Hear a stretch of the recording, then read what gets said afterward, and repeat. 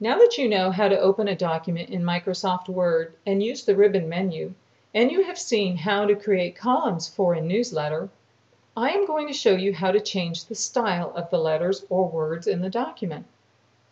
The letters and words are called the font. To change the way the font looks, you make choices from the ribbon menu that says Font. Before you can change the font, you have to highlight the letters or words to be changed. To do that, you go to the beginning of the word or the sentence you want to change. You click the left mouse button and hold it while you scroll the mouse across your words. When you get to the end of what you want to change, let go of the mouse button and move up to the font menu. Now I want to change the style of these words, so I will come here where it says Calibri Body and click the down arrow. And you see I have lots of choices here, and as I scroll over them, I get a preview in my document. I can see what my selection will look like before I even choose it. Now I know that I want to choose Monotype Courzevet, so I'm going to go back up and click on it. Now you see my words are still highlighted and I can still make changes to them, and I want to make them bigger. So I'll come here where the 11 is and click on that down arrow where it says font size. When I do that, I have choices, and you see as I scroll down the sizes that they get bigger, and I can see what it looks like before I even choose the size. I think 22 looks good, so I'll stop there. The last thing I want to do is change the color. So I'm going to go to where this A is and click on the down arrow where it says font color. And I have lots of choices again. I want to choose red, so I'm going to come down here and I'm going to click on the red box. Now you notice that my words are still highlighted. And if I accidentally press the space bar or another key on my keyboard, it'll make my words disappear. If this happens to you, you don't have to panic. All you have to do is take your mouse pointer up here to the left corner of your screen and press this back button. It says undo typing, so we'll click that and our words come back. So remember, when you're done making changes to your words, just click somewhere away from them so that it unhighlights the words. Now I want to make some more changes to this document, and I think I'll start with the word pets. So I'm going to come here and I want to highlight the word like I've done before. I come to the beginning and I click the left mouse button. I scroll over the word and then I let go. Then I come back up to the font menu like I did before. I want to make the word pets bolder, which means darker and letters thicker looking.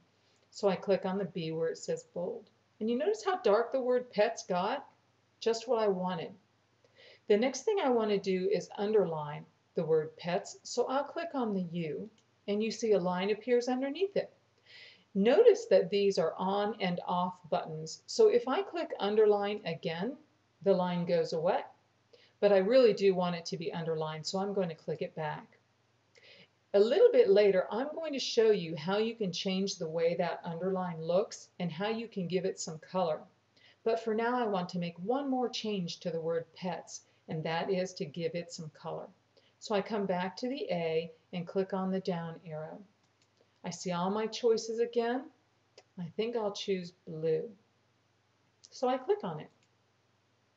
Okay, that's all I want to do for the word pets. Now remember, I'm going to click somewhere else so that I unhighlight it so I don't accidentally delete it. Now I'm going to make one more change in this document. I want to make the word daisy italicized. That means I want to make it look a little bit slanted. To do that, I'm going to highlight it just like I've done before.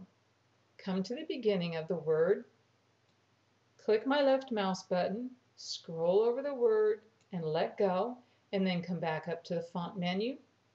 I want to click on the I where it says italic, and I do that. It makes the words stand out much nicer in the sentence, and I want to change them all. So I'm going to highlight them all and click on the I. And then when I'm done, I'm going to click out so it's not highlighted anymore.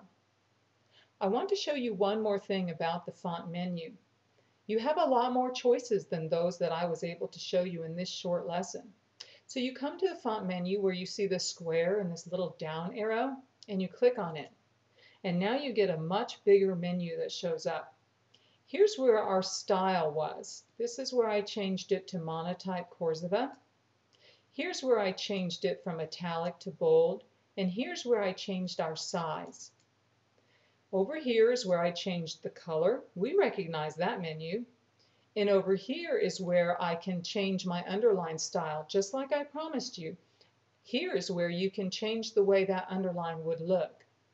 And then once you choose that, you can also give it a color, and you'll come up with the same menu of color choices that you have seen before when you're changing your font. And then you have effects here that you can play with later when you get time to make changes to your own font. When you're finished making changes in this menu, don't forget to click the OK button so that your changes will take effect. When you're all finished with your document, you'll want to save it. So the very last thing we're going to do is we're going to come up to the top of the ribbon menu and click on the button that says Save. And that will be the end for this lesson today.